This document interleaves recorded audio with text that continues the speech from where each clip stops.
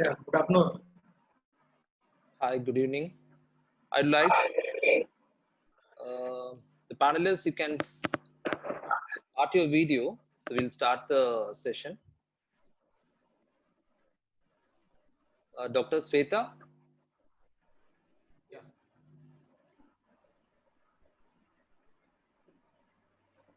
So am I audible? Yes, sir. Yes, Yeah. you are. Yeah. Thank you.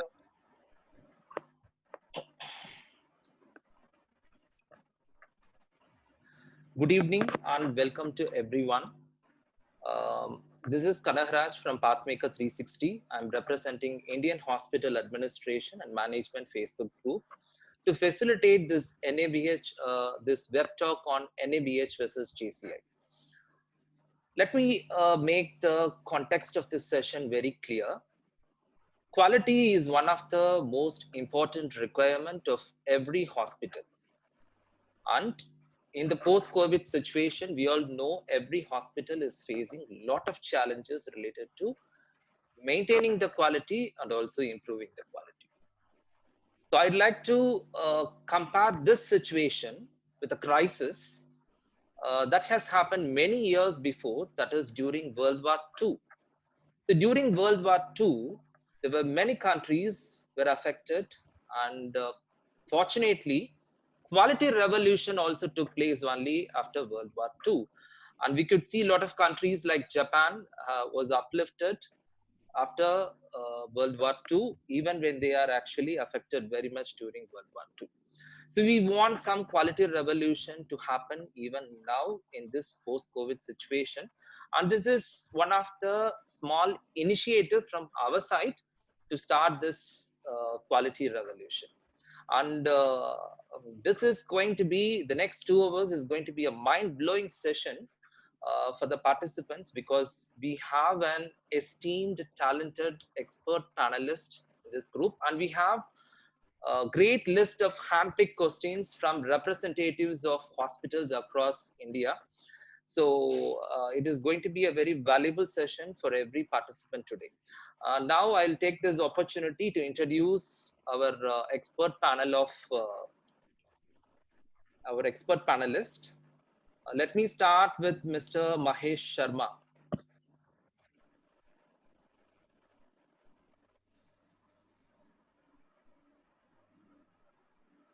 Mr. Mahesh Sharma is an MBA from Symbiosis Pune. He has an MBA in Health Services and Management. He's a trained internal assessor from QCI. He has experience in operations management. He's also running a consultancy named Cogent Hedge. This consultancy is into hospital project management and quality accreditations. He is also associated with a consultancy named Hospic. It is situated in Mumbai. He has served as a general manager at Rongta Hospital in Jaipur. And earlier, he has also worked with Bhagavan Mahavir Cancer Hospital as Chief Administrator HR and also Head Materials Management. And successfully, he has also completed many NABH accreditations for many hospitals across India. So we welcome you, sir, for this session. Thank you. Now, I'll go to Dr. Shweta Akshaya. Dr. Shweta Akshaya is a JCI consultant for Middle East, Japan, Indonesia, US, and Europe. She has 13 years of experience across diverse organizations in India and Middle East. She is a qualified healthcare practitioner holding certifications like Safety, Quality, Informatics Leadership from Harvard Medical School.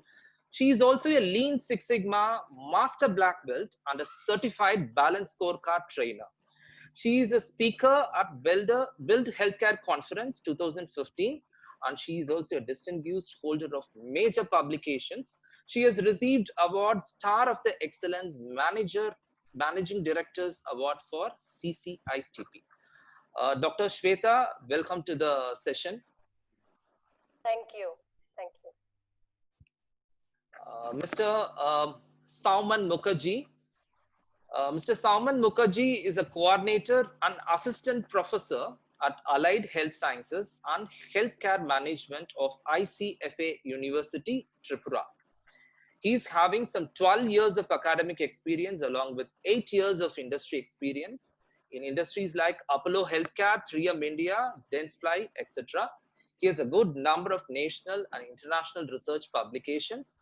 He is a life member of Academy of Hospital Administration and Indian Association of Social Science and Research. So, sir, welcome you to the session. Thank you. Thank you very much. Fine. Now let's get into the core part of the session. The agenda for today's session is the first part in the first part of the session, we'll be discussing with Dr. Shweta about JCI. And in the second part of the session, we'll be discussing with Mr. Mahesh Sharma and Mr. Sauman Mukherjee regarding NABH. I would like to go ahead with Dr. Shweta Akshaya. Doctor, the first question what we have is, what is the history of JCI, doctor? So is there any specific history? Where was it first started? So could you just give some details more on that? Okay. So thank you very much. Thank you for the introduction. The Joint Commission International history goes back to 1994. Joint Commission International is a wing of TJC, which is the Joint Commission, TJC. The office is located outside of, in US actually, in Chicago, Illinois. And they have two branches, I can say, or two wings. One is accreditation and another one is a consultancy. So accreditation is a group of surveyors where they go ahead and accredit all the organization. However, consultancy services, they provide consultation to various hospitals going for JCI accreditation, re-accreditation, what have you. So American College of Surgeons, they wanted a set of standards to be applied to hospitals within the United States, and then those standards got customized to the international space. So Joint Commission offices are available within US as well as outside, like in Singapore, Dubai, there are offices everywhere.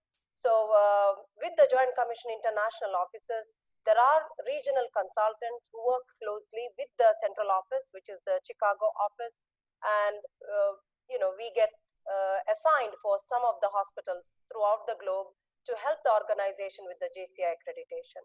So initially starts with the initial assessment before actually going for any kind of decision about whether to go ahead with the accreditation or not, which is the initial assessment period, and then going ahead with the mock survey and finally the accreditation.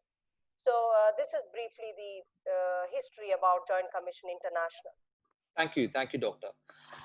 Doctor, the next question is, we generally say JCI is an international recognized accreditation. What is this international recognition? How a hospital gets internationally recognized when it is accredited with JCI? Okay, so Joint Commission standards are more specifically US-centric standards. However, with the global healthcare space, they have added internationally patient safety relevant standards into their, for example, the 7th edition standards currently.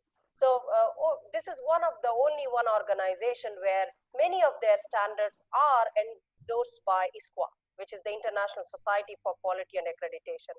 So they not only have hospital specific standards, they also have disease specific certification, such as for stroke or for AMI or even for diabetes type 1 and type 2, whatever the for example even behavioral health specification standards. So it's all accredited or endorsed by International Society of Quality and Accreditation.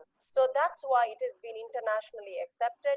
And JCI focuses more around lifting or raising the bar of quality and patient safety, be it in US or be it elsewhere. So the international patient safety goals, those are the ones which talks about common global healthcare problems such as patient identification, communication, teamwork, or pain management. These are all problems everywhere, not only in US, it's a problem globally. So these are the standards which is applied, which can be applied anywhere. So it is internationally accepted, and outside US, the healthcare industries or organization, they do want to adopt because these are some of the basic standards, and then they want to set that roadmap for patient safety. So that's why they call it as internationally recognized organization. JCI by no way it is forcing any organization to go for any certification or accreditation. It's involuntary. I mean, if you want to improve your healthcare system, if you want to adapt to certain standards, you can go for it. So it's a non-profit organization. It's a voluntary process. You want to achieve quality and patient safety, adhere to certain standards, then you can go for JCI accreditation. Okay, doctor. Thank you so much. Doctor, this process of accreditation. So when we take this process of accreditation, there should be a lot of steps that should be followed to accredit a hospital. Yeah.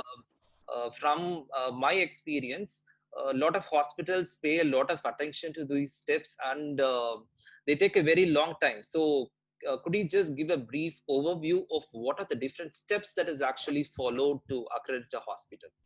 Yeah, sure. So some organization, if you have a quality department, well-structured, well-organized quality department who are aware about these standards, it may not be difficult to take your organization through accreditation journey.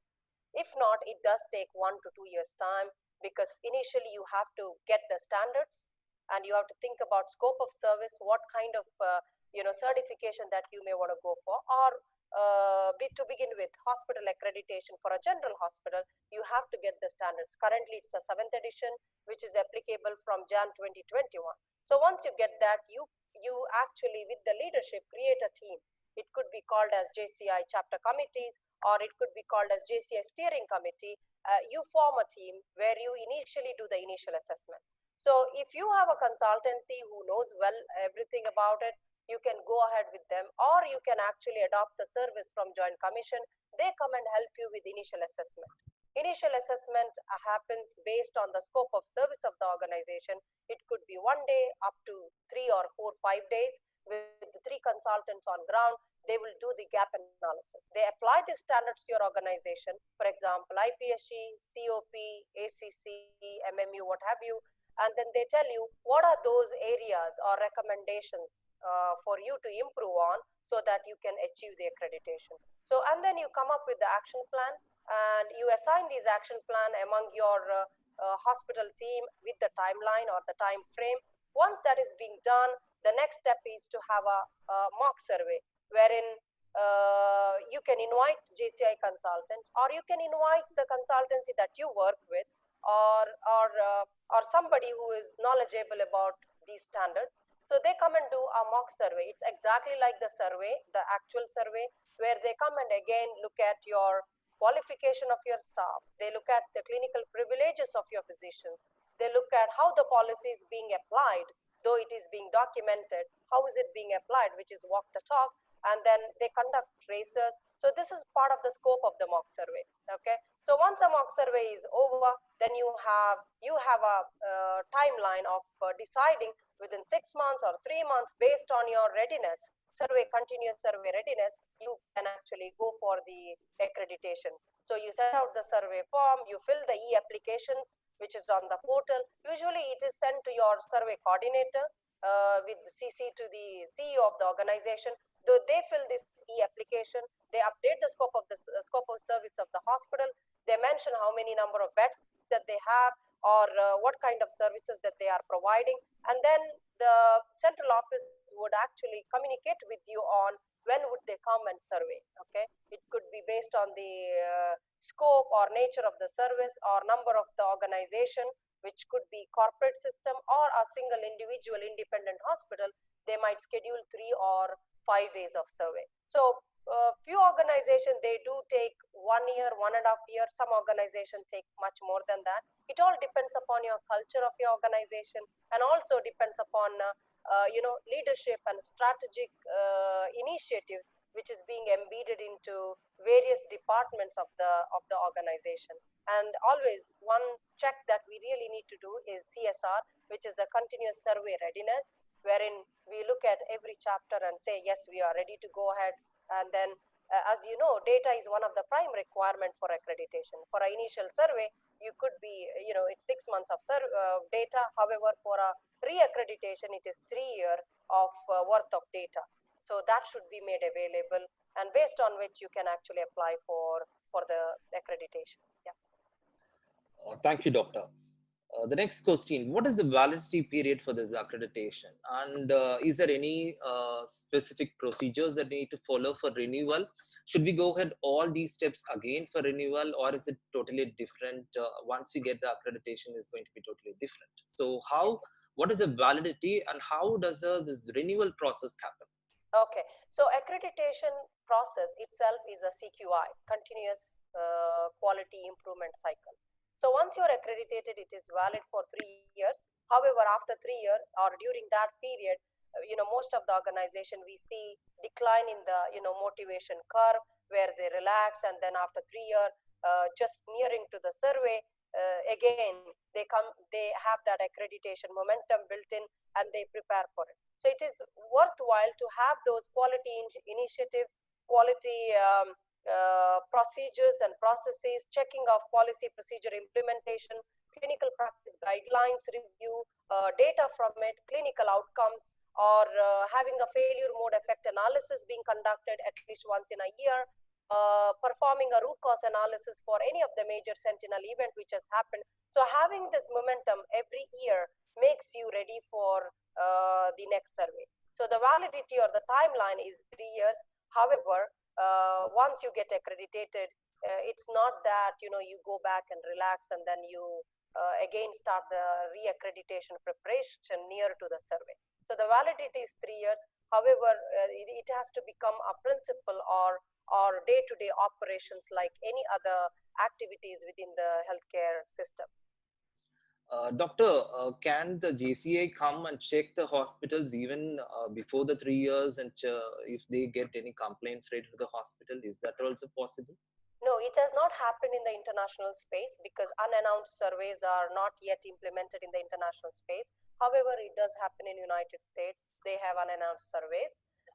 But as to the public, they have all rights to report any kind of sentinel event, any kind of quality patient safety concerns over the website, and then during the next survey, or even JCI can get in touch with through email to the CEO, asking for more information on anything that they receive from the public. That's why if you go to the JCI website, you have World Hospital Search. You can know which hospital is accredited. So the whole list is put up there. So any community or any stakeholders who is unhappy or hospital quality has considerably deteriorated, they can report. But unannounced surveys have not yet started within the international space. It's only being conducted in United States. Okay. Yeah. Doctor, management is spending a budget for accreditation, and management is spending, allocating time, allocating resources. So when this happens, what is the benefit that the management is going to get from accreditations? Okay, so I think this is a question of every CFO, CQO, the Chief Quality Officer, have to put together a business plan in terms of why we really need accreditation. And when it comes to accreditation, it is not just about the certificate or not just about the certification. It's all about improving quality care, patient safety, employee engagement, making sure you have right processes and procedures in every part of the department or in every procedures that you have within the organization. So for a management perspective, yes, it is expensive. I mean, it does take a lot of money to get the consultants to help you with the accreditation process, and it does take a lot of money to get the surveyors to get the hospital accredited or do the survey. So to answer in short, it helps to improve quality of care. It helps in patient safety. It puts the management in right perspective because CEO, CMO, CNO, or CQO, they all work together with the strategic objectives. So what Joint Commission does is that they will make them to work in a way where they can focus on some of the key priorities for the hospital. One of the major problem globally is communication and teamwork. Okay, the third one could be related to employee engagement. So through these accreditation, you get your staff together. You see cultural change within the organization. So people feel, the staff would feel like speaking up about a near miss, where those near miss can lead to a sentinel event, or it could be a potential sentinel event in the future. So you would see from the management's perspective, you would see staff are willing to speak up. They are willing to report. You would see that if you do that kind of analysis from pre and post an organization without accreditation, with accreditation, you would see that cultural shift. So yes, I agree, it is money, but however, when it comes to cost, efficiency, quality, as according to Institute of Medicine quality definition, I mean, quality is actually free, but if it is only done in a right way. So for a management, it does take time to decide about is it worth to go for accreditation. But once they get to know about the benefits of accreditation, definitely, I mean, most of the, as you see, we have so many organizations in 5 continents getting accredited, and then they want to achieve more than just Joint Commission. Joint Commission talks about basic standards. It's 360 standards. But when it comes to CPC, this is disease-specific certification, so for which you have to pay more. So being accredited as a JCI organization, management does make decisions around getting their stroke program accredited, getting their trauma program accredited. So it gives that edge, it gives that recognition, it gives that reputation to the hospital. It's one way, brings money as well, because this is as well known, it's a marketing tool. So the more quality certifications you have on your wall, the more recognized you are. And then it helps in tourism, it helps in any international affiliation. So you want to get affiliated with, let's say, one of the topmost organization in the world, which is the Mayo Clinic or Boston Children, you name it. If you want to be affiliated with them, one of the criteria or one of the certification they would look at is Joint Commission. So yeah. Thank you, doctor. Doctor, ISO, how JCI is different from ISO? Okay. So International Organization for Standardization, that is also an organization which focuses on standards, quality improvement. So how JCI is going to be different from ISO? Yeah. So though I am from Joint Commission, I don't want to be biased when I answer this question. ISO, I mean, both the standards are very good. When it comes to ISO, it is more of documentation. There's so much of documentation that you need to have, and then so much of documents that you need to provide. However, when it comes to Joint Commission, yes, there are policy requirements. We have a required documents list, which is available within the survey process guide. However, Joint Commission goes into the frontline level of staff. I mean, it goes into the department. They go and do the traces. They go and talk to the staff. They do patient interview. They link. They actually, it's a comprehensive survey process. So it links from patient safety to the access management, care plan. The care is integrated, patient family rights, the education of the family as well as the patient. It also talks about the leadership. It also includes the qualification privileges part of it, facility, which is the environmental safety aspect, management of information. So JCI is a more comprehensive accreditation process where it's not only looking at the documents, it also makes sure that walk the talk or these policies have been implemented. So whatever is written within the policy, they make sure that they go and check during the traces. For example, triage policy for an emergency department. So what are your triage scale? What is the triage category? And what are those patients who would fall under category 1, 2, 3, 4, and 5, etc. So you write that policy, but when we go into emergency, we do look at those symptoms or those clinical complaints. Patients come into the emergency, and how have you categorized them? Did you apply that policy here or not? Similarly, World Health Organization has a very good checklist, which is a surgical safety checklist. That's also part of the IPSG 4 standard, which is the safe surgery. So we look at how they really perform timeout within operating theater. Okay, as a physician surveyor, they would go and watch how the timeout process happens. What are those list of procedures which requires timeout? What happens outside OR? Are there any procedures which is done in non-OR settings? And do you apply those checklists? So it's not only documentation like in ISO. We take the standards to the core level or to the individual level. So it's more of being with the staff, getting to the patient, how the care has been provided to the patient. Is he being informed about? Was there any education given to him? Does he understand in the language that you are providing? Is there any language barrier? If there is a language barrier, how do you help the patients in such scenarios? So you need to have those PPGs, which is called policy, procedures, and guidelines. However, how is it being implemented is something which is very, very good aspect of Joint Commission accreditation. Okay, doctor.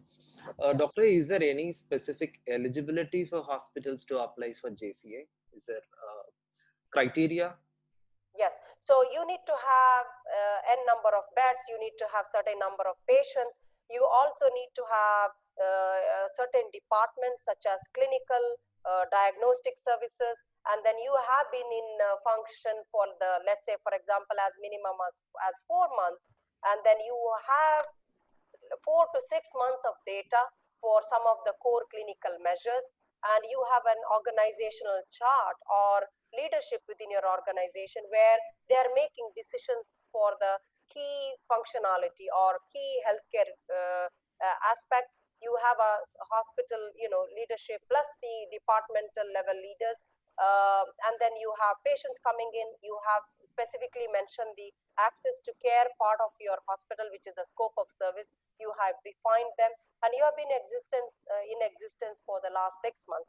So this is the key eligibility criteria. Yeah, for you to get recognized as a JCI accredited organization. Okay, doctor. Doctor, is there any formal training necessary for JCI accreditation for hospital employees? Okay, yeah. Training and education is very much important, and then it is usually done through the quality department of the organization. As you know, every hospital has quality department, and then it may be with 1 or 2 staff. However, some of the organization, they get the education and training through the consultants from an outsourced companies or services. So education and training is very important. First of all, about the standards itself, okay, and second is what are those standards applicable for their services or for their specialty or for their departments? What are those policies that they need to follow? And education training should also cover about a lot of aspects with regarding the facility management, infection control aspect, where you talk about fire, disaster. So education and training is core of accreditation process. Accreditation process starts with the education and training of your staff. So it's very much needed, and most of the time it is done through the quality department, and then usually they start with the the current existing standards. They take them through the survey process guide. So education and training can also result in identifying those champions, those team members who can actually work closely with the quality department. It could be IPSG committee, it could be ACC committee, or it could be a task force, JCI task force, where you have representation of each chapters, where you train them and they train others. So on how to do traces also requires education and training. And also with regarding the staff qualification privilege check. So you need to have those group of team of people who can actually look at your personal file, wherein one has to check with regarding their certifications, the privileges of the physicians, and then the process of actually granting the privileges. And then SQE 11 talks about ongoing physician performance evaluation. So SQE chapter has a lot of work, and then you need to train somebody who can actually do this for your organization. So they not only follow the SQE checklist, which is part of the survey process guide, they also make sure that they thoroughly check, because for initial accreditation, you need to produce those documents, as well as for the re-accreditation as well.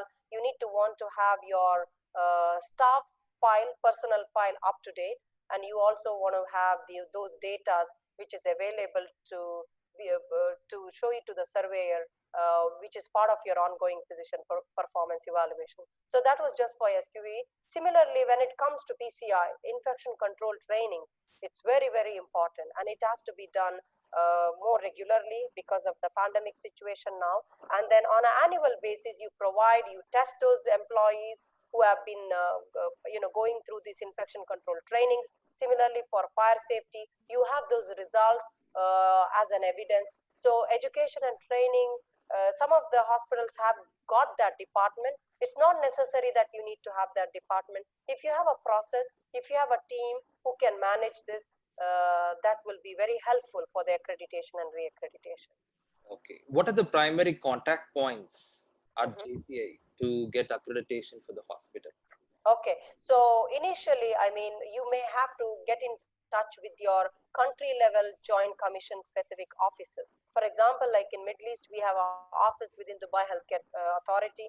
The CEO can write to them, or you can directly write to Joint Commission Central Office. So if you go to the website, they have an email ID there. So you can write to them and they will get in touch with you immediately in terms of what do you really need help with. What are those, some of those documents that they would share with you, such as the standards, the current standards, the survey process guide. They will actually set up a call with you to discuss about the scope of service that you have, number of employees, number of patients that you are serving. So initially, it's better to get in touch with the regional office, because they will be able to help you more, and then the regional office actually contacts the central office. So the contract or the agreement between both the parties, hospital and the Joint Commission, comes from the central office. However, regional offices are good in actually, facilitating this process. Okay. Is it expensive for the hospital to go for JCI? And can a hospital be cost conscious when they are actually applying for JCI accreditation? Yes, of course. Every organization needs to do the cost and efficiency when they apply for not only accreditation, in fact, for anything, including affiliations or including any kind of merge with any other organization. Yeah, it is.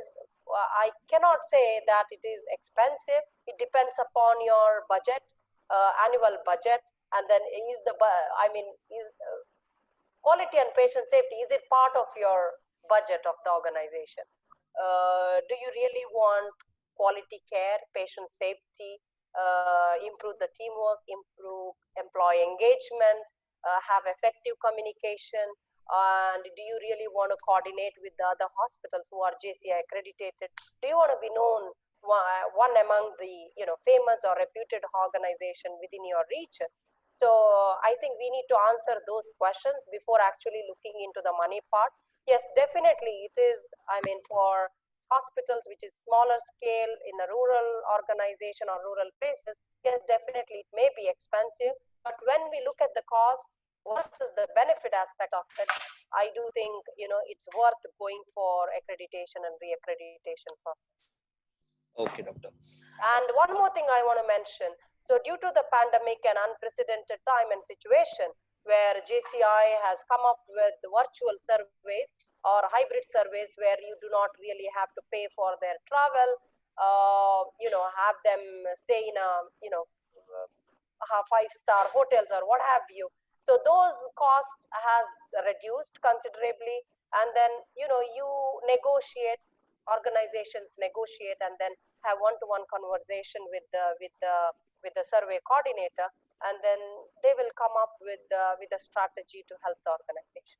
It depends upon whether you are an academic medical center or you are standalone hospitals without any being not being part of the university. So the pricing would vary. So I don't really say that it is expensive when it comes to quality care and patient safety. Okay. Doctor, there is a standard name patient and family rights. Yes. And patient and family education. Yes. So how these two standards are actually focusing on patient care? Okay, so that was part of the 6th edition, PFE and PFR, Patient Family Education and Patient Family Rights. With the 7th edition, these two standards have merged together to become patient-centered care, which is called PCC. Okay, so if you have the 7th edition standards, you can actually look at that. So this is a combination of both PFR and PFE, and there are 6 standards, okay, within this specific chapter, which includes both rights and responsibility as well as patient, family, and education. So basically, they talk about what are your rights and responsibilities, patient rights and responsibilities. Who has developed it? Is it accessible to the patients? Do they know that they have a right at the same time responsibility? Okay. Similarly, do they also know that they have a right to receive education with regarding their conditions? If the patient is not in a situation to receive the education, is family member being part of that particular education process or not? Okay, it talks about general consent. So as according to this specific standard, it's not mandated general consent to be taken for every patient. However, it's your procedure within the hospital that you need to really make sure that patient understands there is financial implication, there is research implications, the data will be being used for any kind of research, what have you. You will be seen by students, fellows, and trainees. So these information needs to be communicated, and it usually happens during the registration process. Some of the organization, they do provide general consent. There is also informed consent process. Before any surgery, anesthesia, or administration of blood products, you have to explain the risk and benefits. Is there any other alternatives? Okay. So those are some of the informed consent, which is part of the patient and family rights chapter in the 6th edition. Now it is the PCC. So these two chapters are combined. It has become one, and there are 6 standards within this specific chapter, which is called patient-centered care. Okay. Yeah. How does it help in medical tourism, doctor? Because since we are going for an international accreditation for a hospital, so does it help a hospital in medical tourism? Yes, definitely. JCI accreditation, if you want to have any tie-up with the hospitals within Middle East, one of the criteria that they would ask is your hospital accredited? So it's not actually a mandated thing, but if you have your accreditation symbol or seal on your hospital, it gives you that edge, it gives you that prime importance that yes, this is being recognized by Joint Commission. So they look at you from a Joint Commission standard perspective. Of course, before going for surgery, so this particular hospital does take the surgical safety, checklist, or they conduct timeout. So they provide the patient with the informed consent. So they have patient education aspect when they prescribe any medication, or they provide the patient with the medical record. The patient will have easy access to the medical information. So the similar procedures will happen between these organizations. So medical tourism, joint commission, or any other accreditation plays a major role. Okay. Yeah. Can we market the hospital? Can we use it for marketing a hospital? If a hospital gets JC accreditation, can we use it for marketing?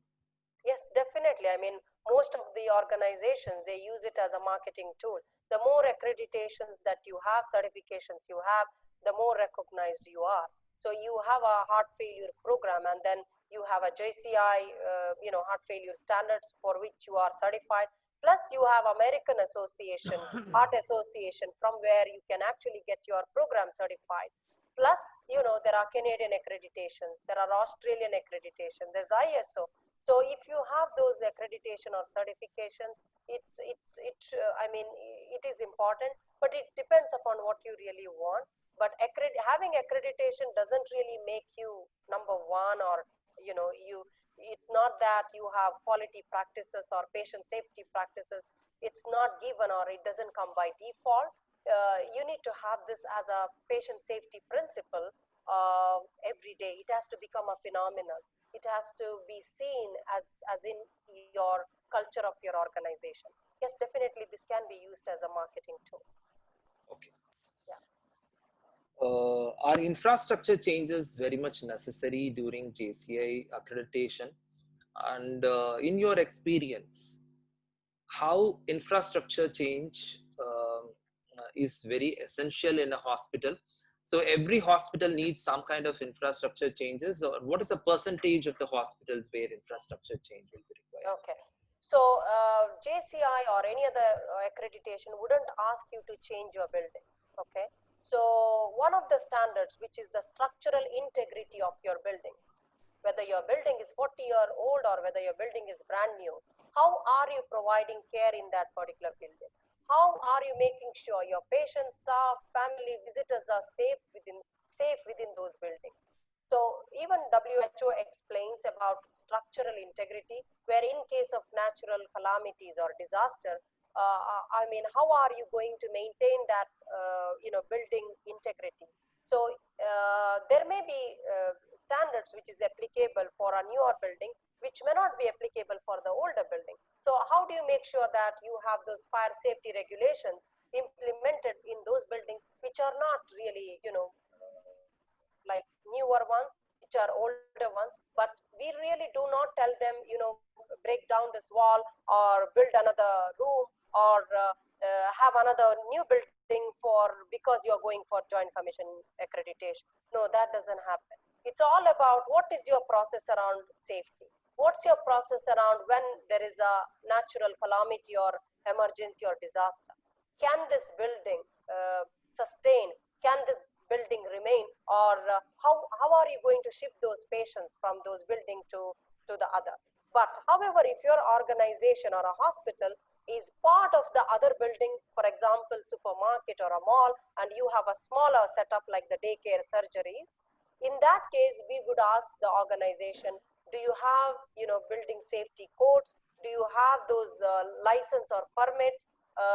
Have you conducted those mock drills? This is also applicable for other buildings, but especially within those areas where the daycare centers are part of those larger buildings, we would ask more questions around what is your role when they conduct, disaster drill, being part of that building. Are you participating in those?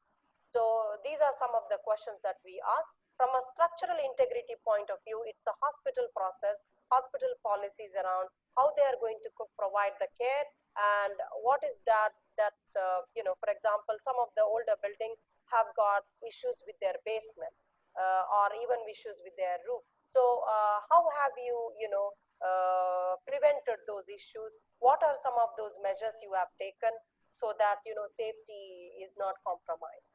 Yeah.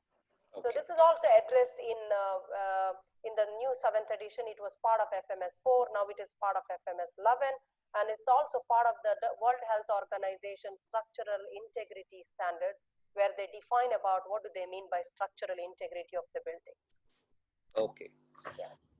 Doctor, today every industry is moving towards artificial intelligence, Yes. IoT. How JCA helps in technology upgradation of a hospital? Is there any specific standard that speaks about this technology, latest technology, and what a hospital should adopt? So what is that? Okay, so Joint Commission does not really talk about artificial intelligence, but there are standards which are part of the Management Information Chapter, MOI, wherein you have information technology in healthcare standards. So they talk about if you allow which was part of the COP standard earlier, COP 2.1, that standard is being moved to the MOI. They talk about if you allow your healthcare providers to use their personal devices to either text message or SMS, orders or care plans, what have you, what is the secure sign-on process? What is the read receipts or delivery receipts? Okay, how about documenting them? So what is kind of access they have? So Joint Commission has allowed this, but it is up to the organizations to decide, do they really want to allow healthcare providers to use their personal devices? Okay, it could be mobile or what have you. And in that case, what is your strategy? So the standards explains, and there is bulleted points within the standards where they ask about secure sign-on process, delivery receipts, read receipts, documentation of those, and then the communication part of it. That's one thing. And the other one is copy and paste. Copy and paste is a huge problem within healthcare. Okay, and we do see in electronic medical record, the information has been copied and pasted without being made it accurate to the current visit. So for a pediatric patient, weight is very, very important. So you do not want the weight to be copied because medications are prescribed on the basis of the weight. Okay, weight-based dosing. So what is those elements that you do not want to be copied and pasted that have to be specified within the policy? So some of the organization, they say we do not allow copy and paste at all, but we do see when we go out into the wards and units, it's happening. That's not true. And I don't agree that they must have a policy around copy and paste is being not allowed. No, you cannot have that strict, stringent rule when you have your healthcare providers using that functionality. So it is allowed to be used, but what are those criteria? What are those elements which should not be copied and pasted? That's the other part of the information technology. The third one is with regarding what happens in case of a disaster. Do you have a backup? Okay. Do you do mock drills? Okay. Planned downtime, unplanned downtime. So if your system fails, so what is the access to the medical record? So will they have a physical form? What happens if they use the physical form? Will it be archived, put in back into the system? So this is something the Joint Commission Standards MOI chapter is asking with regarding the information technology. So Joint Commission doesn't specifically say you should have electronic medical record. It's up to the organization. If you have, then what is your process? What are those safety measures that you have implemented? And nothing really specifically about artificial intelligence is being part of the Joint Commission accreditation process. Okay. What is the assurance that JCA gives for that only competent doctors, competent nurses, competent employees are deployed in a hospital? So how does it give that assurance, doctor? Okay, JCI doesn't give you an assurance that they will give competent doctors or nurses or other paramedical or allied staff. It's your organization HR who has to follow these standards to make sure you hire the appropriate candidate who has those qualifications, who has those experience, who has those skills and expertise. And how you do it? It is all through primary source verification. You verify their credential, you verify their experience, and then you do this as an ongoing process. You're not doing it for Joint Commission, you're doing it for your patients and for your organization. If you hire a nurse who cannot dialyze the patient and then you had adverse events, that's the problem. So when you have specialized nursing or specialized doctors, you have to make sure that you have a job description and job requirements. What are those minimum requirements and what are those preferred requirements? Those are the minimum requirements are the ones that your organization need to meet. And then you have, once they join you, you have orientation to them, which is the general orientation. You also have departmental orientation. And then you make sure that they possess those competencies, and then you give them on-the-job training, for example, laboratory technicians or clinical pharmacists or radiology or oncology, radiation or medical physicists, etc. So it's not just once you have hired, you are done. You have to make sure that they have those CMEs, continuous medical education. So Joint Commission doesn't give you qualified staff. It's those Joint Commission standards, if it is implemented appropriately, will make you to have the staff who are qualified enough, who are privileged enough. Let me give you an example of the privilege process. Not every hospital, I mean, most of the hospitals do have that, but some of the organization, their privileging process is not stringent or strong enough. So for the reappointment of the doctors, definitely you need to check the privileges. What are those privileges which are basic ones? What are those privileges which is solo management, wherein he is being known as an expert in that area? For example, gastroenterology surgeon. So for a reappointment, you use those privileges. You look at their case log, how many cases have they done? If they have not done it, and then you cancel that privileges, okay? And then you make sure that you hire somebody with those privileges, and then they can perform those surgery. So it depends upon your privileging process as well. If you are strict about it, definitely you will have doctors who are more experienced and more with the expertise who can provide those services. So linking this privilege to the reappointment of the doctors makes them accountable. Yes, I have this privilege, but I have to make sure that I have to do, let's say, 10 or 20 procedures in a year to retain those specific privileges. So this is part of the SQE chapter. Okay, doctor. Doctor, what are the major reasons accreditation process gets delayed in a hospital? Yeah. So what are the challenges that a hospital faces, and some of the major reasons that you can specify so that it will be useful for people who are applying for JCI? Okay. So from my experience, from what I have seen, I have done almost, I think, 24 to 26 surveys. I've been with the Joint Commission for the last five to 6 years now. Number one issue is the fire safety challenges, where it's not clear to the staff, and then those fire exit signs are not posted appropriately. They do not have the national laws and regulations being implemented, and the leadership has no ideas around what are those building codes, construction regulations, because there is ongoing renovation, construction, demolitions within the organization. Plus, they do not have that robust training process, wherein in any case of emergency or a disaster or a fire, what is the role of an organization? We see, this is very simple to say, it's just a fire safety training, but we see fire in the hospital every day. We hear about this news. So this is part of the accreditation participation requirement, APR. Any fire door which is locked, okay, during the survey, a survey can stop immediately. This is something threat to the accreditation. Accreditation can be denied.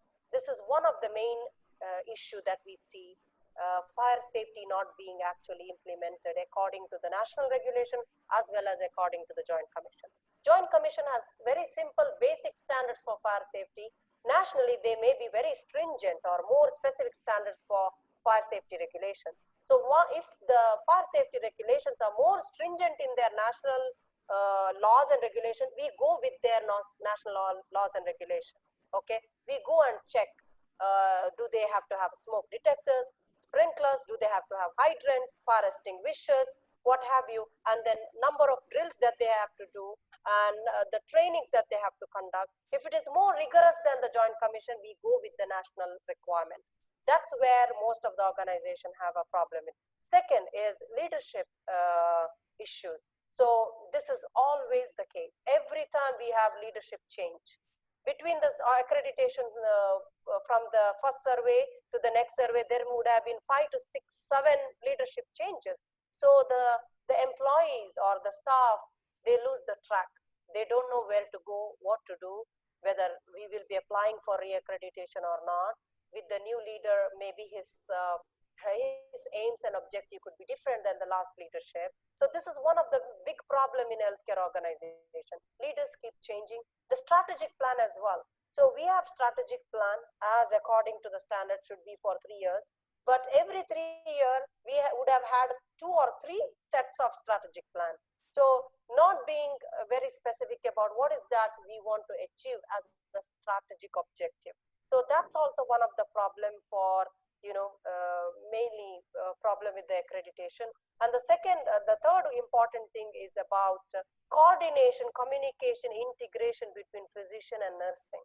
In some of the, I really don't want to name any organization. In some of the region, this is one of the main challenge. They do not work as a team.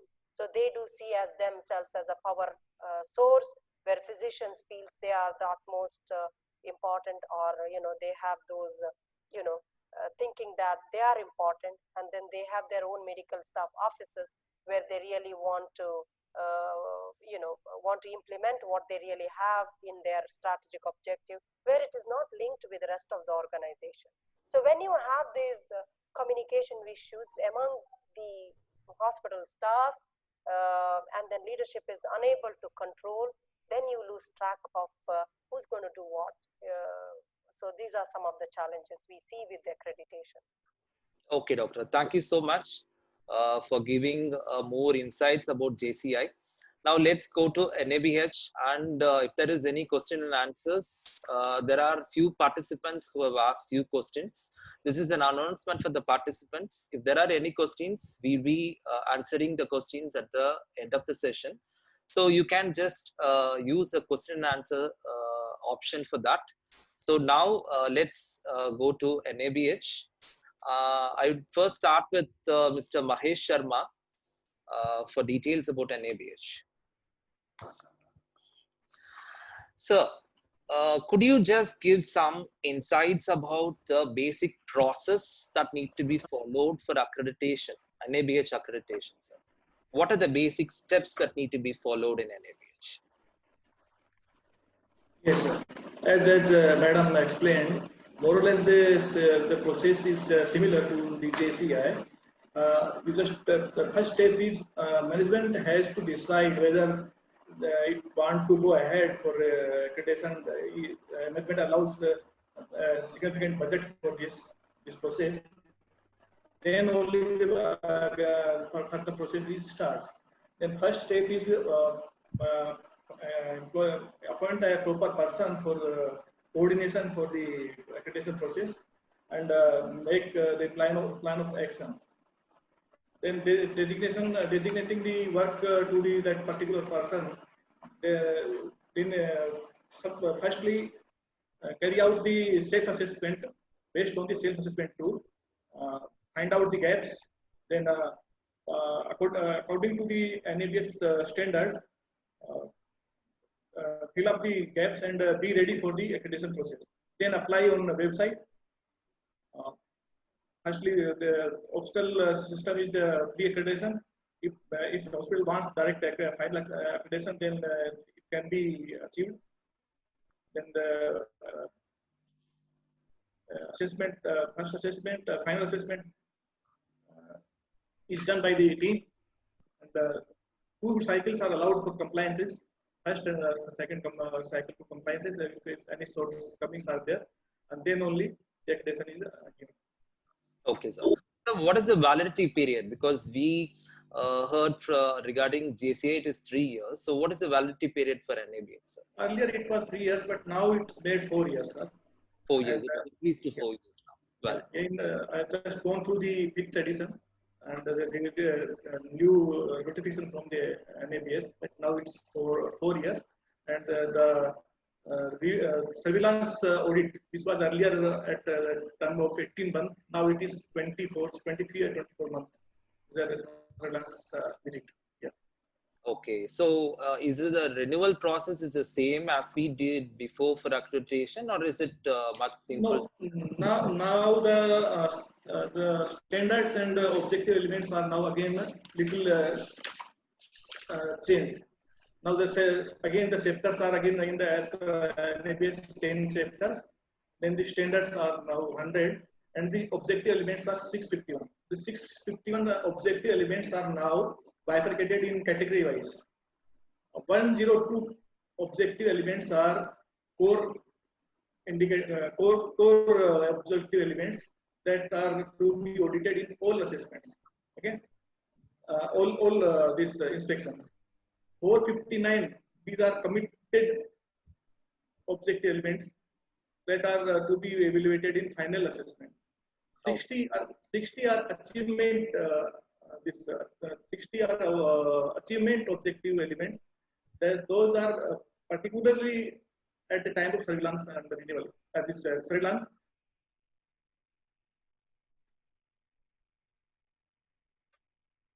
And the 30 remaining 30 objective elements are objective elements. These are required at the time of the renewal.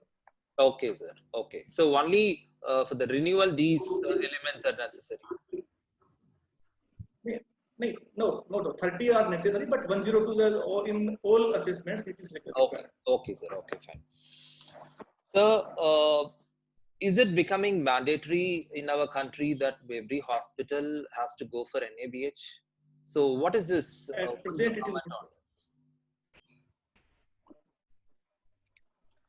it is not mandatory, but for availing the patients from ECHS and CGHS and TPAs and other Pradhan Mantri, this new Ayushman Bharat and all these schemes, it is mandatory. Okay, so what will be the situation in the next few years? Should most of the hospitals go for NABH and make it mandatory by themselves? Then only they could survive in the market. Is it the situation that we are expecting in the near future in India?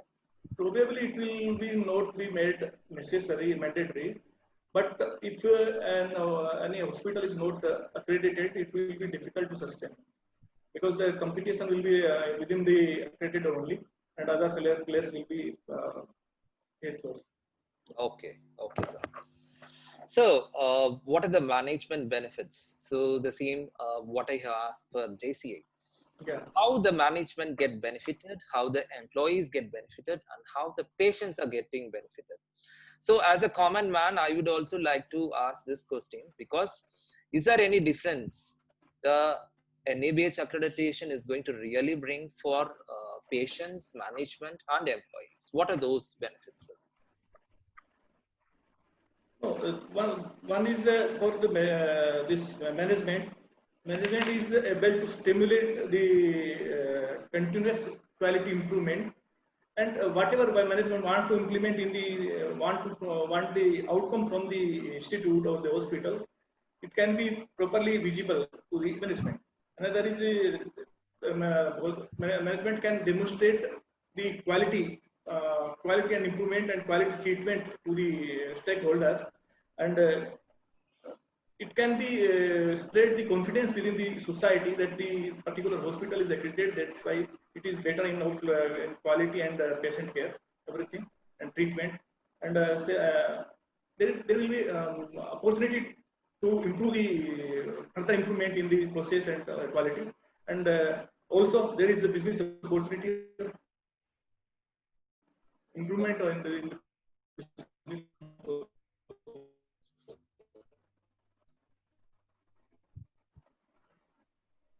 Are you getting it?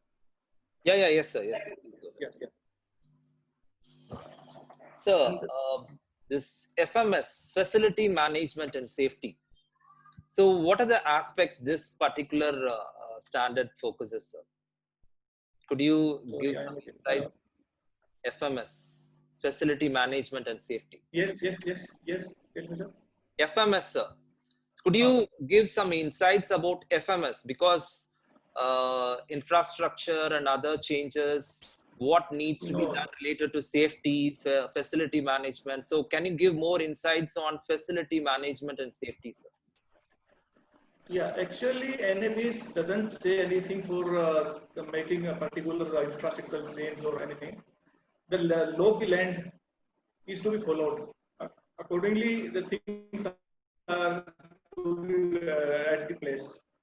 Say the building is compliance to making compliance to the National Building Code, or is it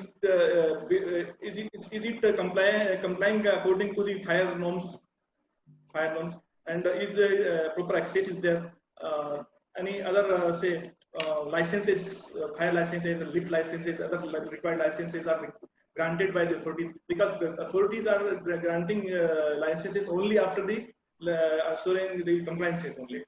That's why there is no question to say this infrastructure sense. Yes, but some things like operation theater and say HVAC. So there are some standards, internationally followed standards. Those are required to be complied. Otherwise, say patient safety is compromised. So some guidelines are issued by the NABH to govern these things at this distance. Okay, sir. So can we think about getting international patients using NABH? Yes, sir. NABH helps in, will an organization with NABH accreditation Yes. help in getting international patients to the hospital? Is it Sir. internationally recognized? Will people who come from other countries know that if it is an NABH accredited hospital, they can be assured that yes, they get international quality? Exactly. Because the NABH is a member of the international Society for Quality. Okay. It is also member of the accreditation body of the International Society for Quality. Therefore, it is internationally recognized. Secondly, the hospital availing NABH accreditation will attract the foreign patients also, based on the direct patients as well as from the medical tourism.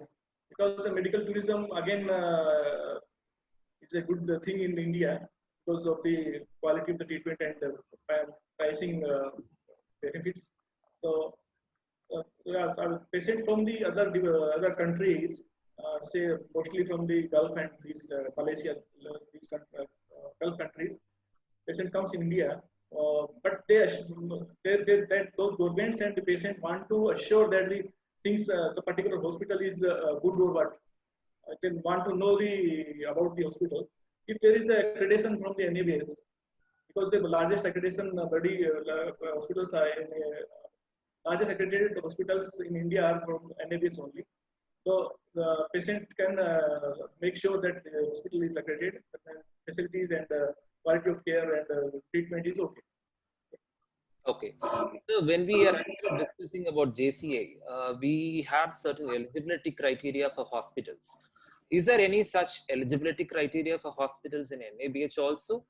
I think there are different categories. There are very small clinics, medium-sized hospitals, and even the multi-speciality corporate hospitals.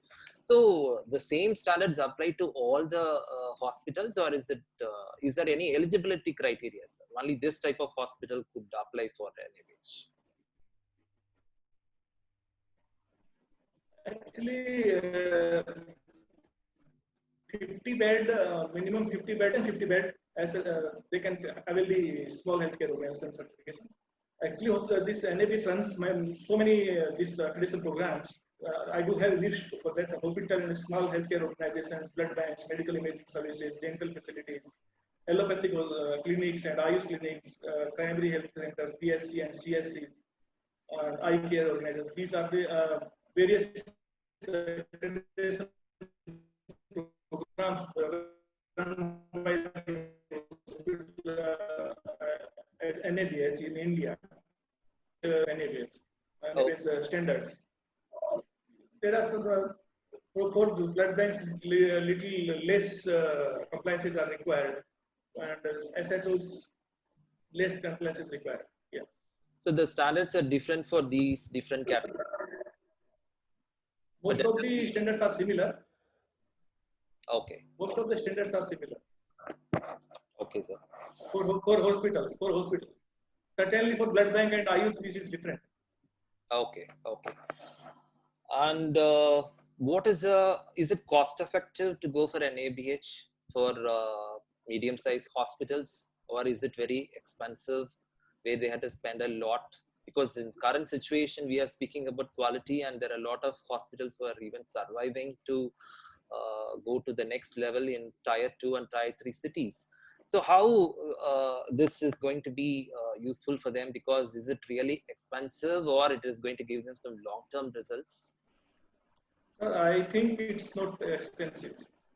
It depends on the hospital to hospital, setup to setup. But say the fixed cost is not involved. Recurring cost is there, but mostly recurring cost is there. Yeah. So if you are getting your organization accredited, you are getting more business. You are getting more confidence of the public. You are getting more recognition from the stakeholders. You are getting business from the government bodies, and ultimately you are going to get accredited, because until unless you will not get accredited, then you will not able to take the benefit from patients from PPAs and all these things. So you have to have get the aggression. You have to make a proper budget for that, proper planning for that, and you can do it. Because the required funds are essential for hospital running. Say IS hospital infection control, there has to be have to have the budget for that, and either it is accredited or not. You have to comply with these rules and regulations. That then those costs, recurring costs are there, always there. But if you are making expenditure for that, you have to do the work process according to the SOPs and standard SOPs. Those are based on the international or national guidelines, or the guidelines by the government. You have to match with those requirements. The expenditure is still there. You have to manage the expenditure. You have to manage the things according to the legal compliances and all the good medical practices. Then you have to spend the money. Okay, sir. So if I am from a hospital and I have to apply for NABH accreditation, whom should I contact and how should I contact? So what are the contact points? Here in India, the NABH accreditation, if you require, then there is a website of the NABH, nabh.co. There are everything specified there, and you contact to the NABH secretariat for the further if any guidance is required, and the application process and all the guidelines and for the guidelines for that entire process is there on the website. Okay, okay, sir. I'd like to go with Mr. Salman Mukherjee for the next set of questions regarding NABH. Yes. So, my first question is, there is something called as drop-down percentage. There are a lot of hospitals who started NABH accreditation with a lot of energy, and they started dropping down from that. So, what could be the percentage of the hospitals that drop down from NABH, that they are not able to adhere to the standards? And what are the major reasons a hospital is actually dropping down from NABH accreditations? Yeah.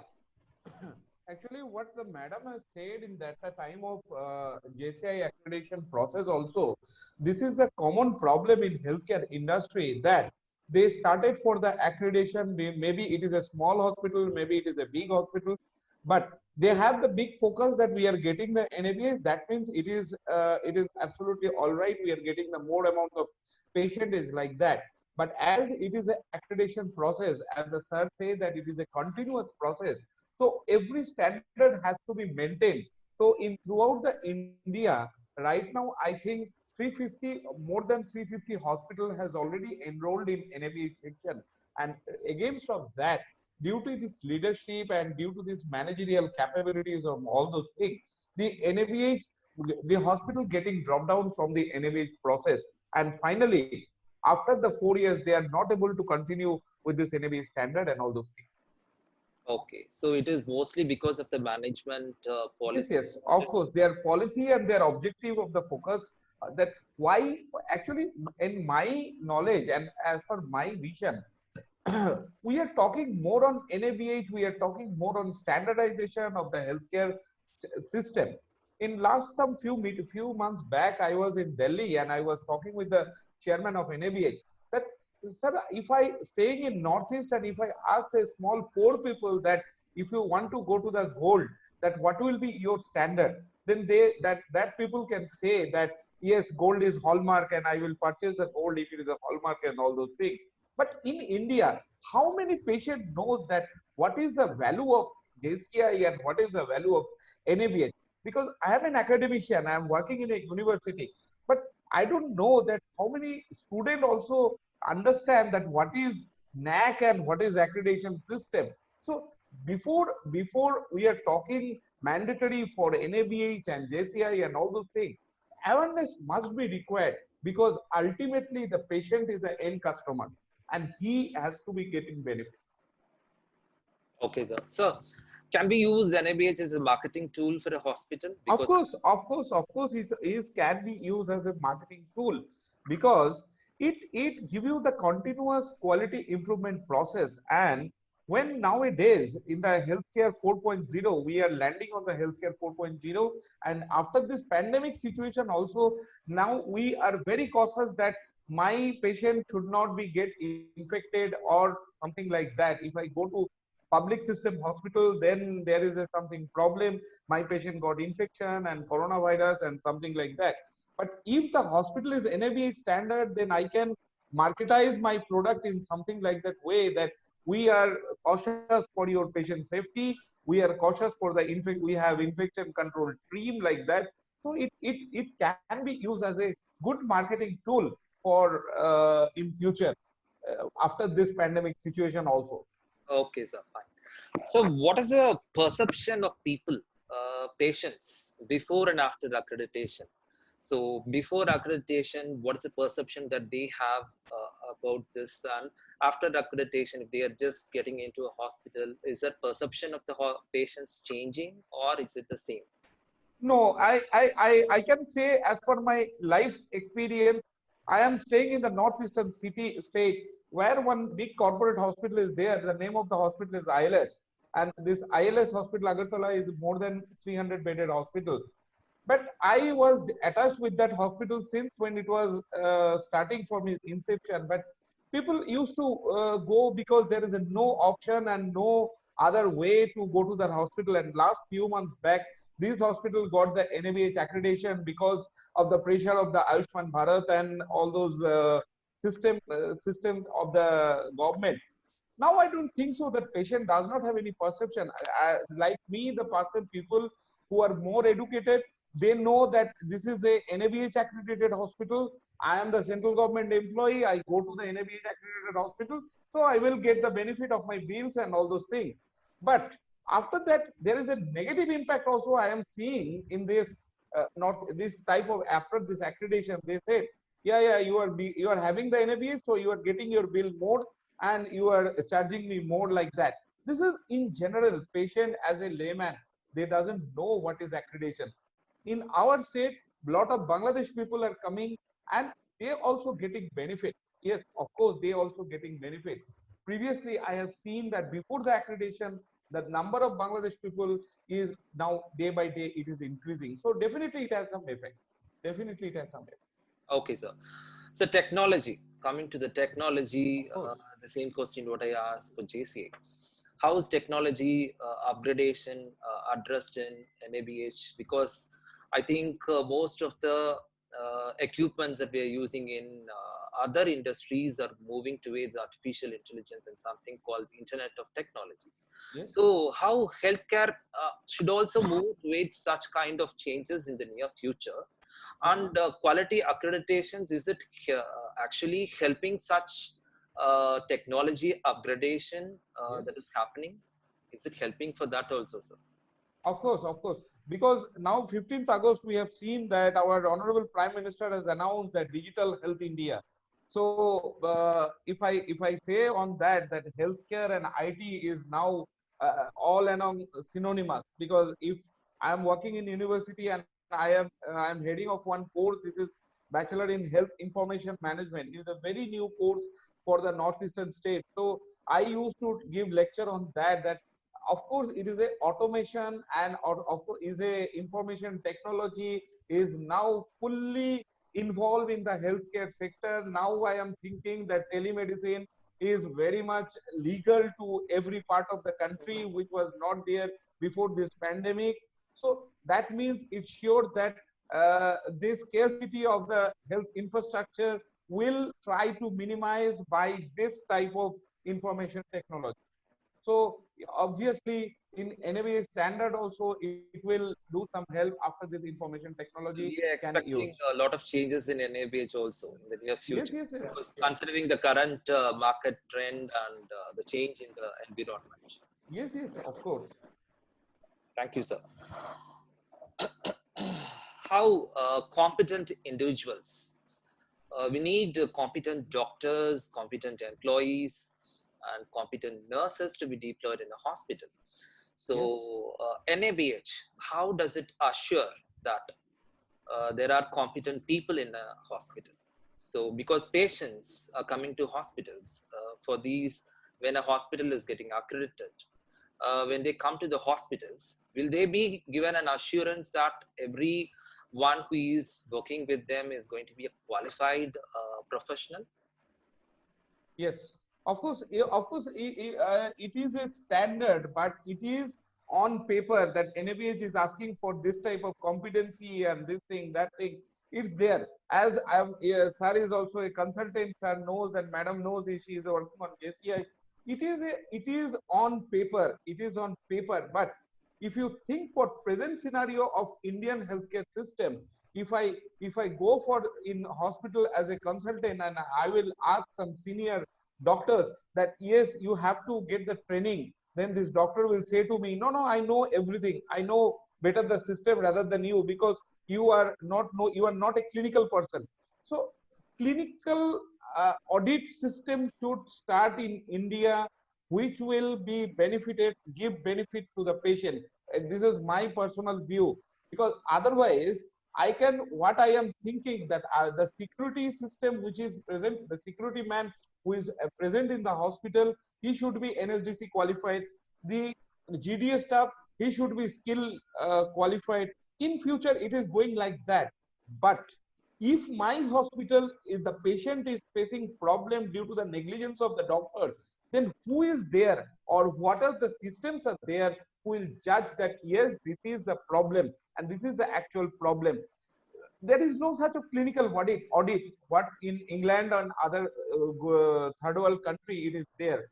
So definitely accreditation process is required, but it should make mandate that it should be checked from every aspect, starting from the group D to the doctor and whatever the CEO and whatever this may be. So everything should be mandatory and everything should be checked. Okay, so it is the responsibility of the hospital to take the information from the standards and maintain competent individuals deployed in the right places. Yes. Okay, sir. So patients, when it comes to patient-centric accreditation, how this patient feedback is playing a major role in NABH? Does it have a say when it comes to NABH? When patient gives a complaint, is it very important? How it is handled in NABH? Patient-centric feedback, because our total healthcare industry is depend on the patient-centric. It is a service organization, so definitely we depend on the consumer. If patient is not satisfied after the getting service of the hospital, so today or tomorrow he will not come back to our hospital. So we lose our business. But when in the feedback system, it should be judged every day or every week as per the managerial system of the hospital. So it is very much mandatory to highlight or address the patient giving the problem or patient issues that should be noticed and that should be resolved as early as then in NABH process. Our system quality automatically will be improved if we concentrate on the patient-centric problem. Okay, does it help in making the healthcare affordable for the patients, sir? NABH, does it make the healthcare affordable for the people? I am partially agreed on that, because if it is a continuous quality improvement process, then definitely if I am a hospital perspective, if I talk, then the patient flow will increase. If the patient will satisfied, the flow will be increased, automatically the rate will be less. And if it's not a quality accredited system, and if I cannot produce the flawless service, so definitely patient will not come, and automatically our service price automatically will be increased. So there is nothing for the management who can reduce the cost, because they are not doing the charity, and healthcare should not be the charity. Okay. What are the aspects that NABH focuses for patient safety, sir? Patient safety. Patient safety in the sense, starting from security point to after the OT and after the discharge also, there is mandatory, the security and safety system should be there. And if I talk about the infrastructural part, hospital building should have the proper mandatory code as per the Hospital Guidelines Act. And the patient safety in the sense, the clinical safety will taken care by the clinical people, especially for the nursing staff and especially for the doctors. And managerial safety, in managerial part also, it required the safety precaution for the patient itself for getting the accreditation from the NABH. Okay. So what are the formal trainings that is necessary in a hospital if Yes, they have to go for NABH accreditation? So what are the different trainings that they need to undergo? Yeah, what I have observed and what we are practically doing in every assessment process before the hospital or some small nursing home is going for the NABH accreditation process, we start training from the GDS staff and we end the training up to the CEO level, that every aspect, their contribution and their input and output should be checked, and it should be the flawless. So that sort of training is required. Only the clinical procedural training is not including under the NABH system. That's why every time I'm talking for clinical audit, that will check care for the doctoral procedural system, what the doctor is doing on the OT. I can only say that procedural training will give to the doctor, not the clinical procedure, only the operational procedure. Okay. How is it more useful than ISO? This is also a controversy. Hospital? Of course, this is also a controversy because Madam has also mentioned like that. It is also a controversy. ISO is something different. It is mainly for the product, but as it is a service industry, so NABH is mandatory. NABH should be mandatory to make our patients safe and comfortable and affordable treatment. Okay. So we have something called this quality monitors in hospitals. Yes. It's continuous quality improvement. So what are the common quality monitors that is used in these hospitals? Could you just give some details about that? Quality monitor in the sense, because what quality is a terminology which is very much parameter centric. Because if I am said that I am a good boy and you said that no, you are a bad boy, then there is no, this is a very controversial.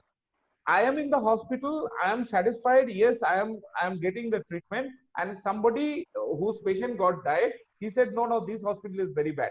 So he said their quality is bad. So this is a service industry. So every entry point and exit point where the patient used to deal for the hospital service should be checked and should be as the standard maintained by the NABH on the 5th standard, that should be maintained. So automatically the total outcome and total process will be the flawless. So it is required for every hospital. Okay, sir. So we have got few questions. So I think we can get into the question and answers. Sure. So let me go for that. Sure. We have a question from Mr. Uttam Mandal. His question is regarding JCI. So I think Dr. Shweta could answer this question.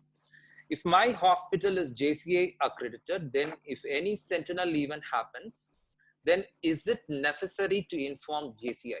So that is what is his question. Okay, so from a JCI perspective, which is part of the quality and patient safety chapter, specifically QPS 7 talks about sentinel event. So on an annual basis, I'm sure that every organization will have these adverse events, sentinel events. They should be able able to do root cause analysis for the sentinel event which has happened. And then it's not necessary that they have to inform the Joint Commission. If they want to, they can, but it is important that they document this sentinel event. They conduct root cause analysis, we call it RCA.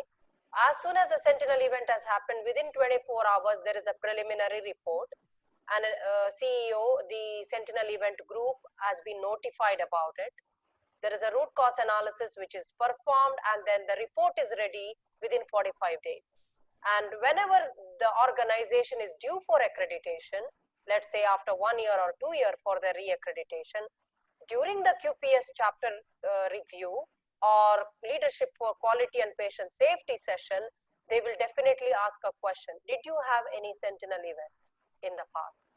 Most of the time, organization do hide, they say, no, we do not. But in healthcare, we do not believe that there is no mistakes, there is no errors, there is no near misses. It happens every day. So definitely there has to be a incident reporting, there has to be root cause analysis, that they have to have a document. Okay, thank you. There is one more question from Mr. Uttam Mandal. Can you please elaborate the JCA accreditation process for a multi-specialty hospital? So is it different from single specialty, multi-specialty? So okay, so from an agenda standpoint, Joint Commission survey agenda standpoint for the accreditation survey, the agenda may be very comprehensive. Let's say renal transplant, there may be renal transplant traces. So they may have something related to dental services. So the surveyor might visit dental service. Or it may be an academic health center. So there will be a medical staff, academic health director along with the medical staff.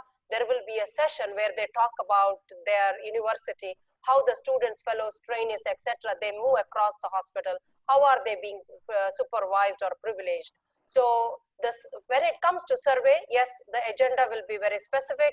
It may be more number of surveyors with the relevant experience in those specialty might be added. But when it comes to the process remains the same. So there is no specific standards which is applicable for single specialty versus the multi-specialty. The standards remains the same. This question is from Mr. Jagrati Benjamin.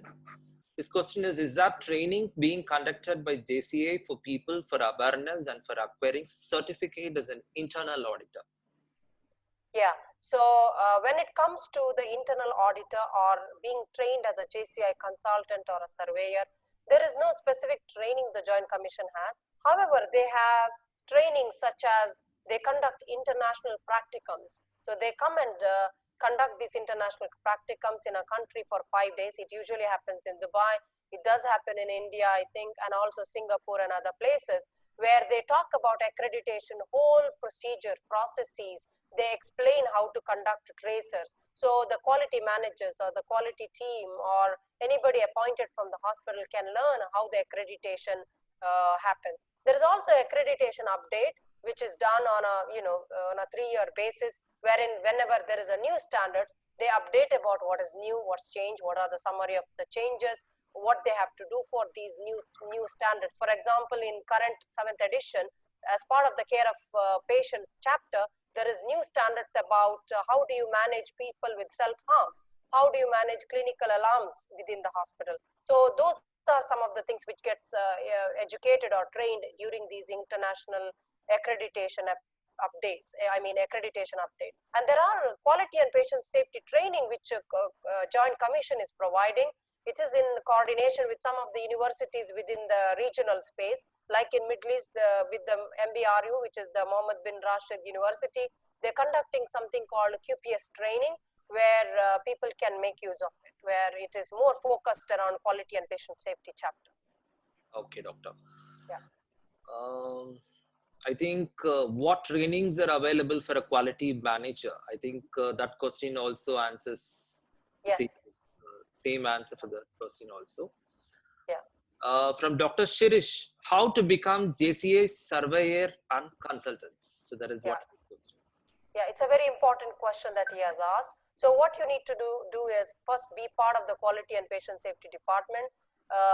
know about how quality department functions, first of all. How do you develop policies and procedures? How do you do traces? How do you conduct medical record audits? How do you conduct clinical audits like Mr. Salman has mentioned?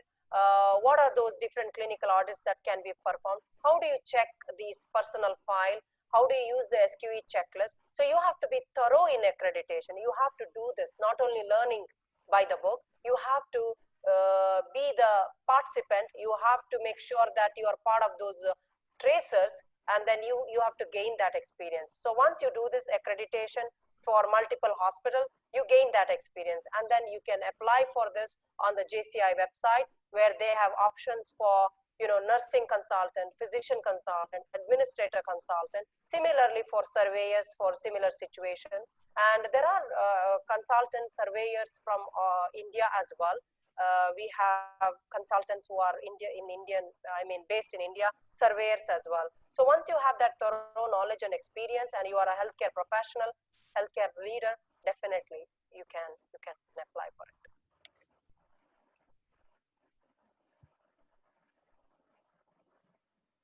I think Dr. Shweta has answered this question. Anyway, I'm just reading that question. Does JCI plan on carrying out surprise reviews in the future? Won't that be better to check for quality of a hospital? This is the question from Mr. Tarun. Yeah, so it's also a very good question. There is no talk about unannounced survey for the international space, because internationally countries actually have different kind of culture, different kind of rules and regulations. So they are not for it now. Maybe in the future, definitely Joint Commission would think about unannounced surveys. Right now, it's not applied. Okay. Yeah. And I think more questions are related to JCI. I want to ask, this is from Mr. Priyadarshi Roy. I want to ask that what are the different areas in the hospital that can get JCI accreditation other than the complete accreditations? Okay, so there are disease-specific certification, as I mentioned, CCPC. There is a 3rd edition standard currently, which are applicable for 26 programs in the organization. Stroke, trauma, behavioral, heart failure, diabetes, whatever the specialty that you have, oncology, whatever the specialty that you have, that you are unique, you have a clinical practice guideline, and you have an edge over the practice, you can write to Joint Commission, and they would come and survey you for that specific disease certification, and they will certify you as clinical care program certified, for example, for type 1, type 2 diabetes mellitus, or for heart failure, or even for stroke or trauma, what have you. So within the region, you will be known as this specific hospital is known for trauma. So one would think about any case of road traffic accidents, such kind of situations, that they would come to your organization. Okay. Yeah. This question, I think I can shoot it out to Mr. Salman Mukherjee. This question is from Mr. Prabhat Sharma. His question is, what is the core difference between JCI and NABH? JCI and NABH. Sir, you need to unmute, sir.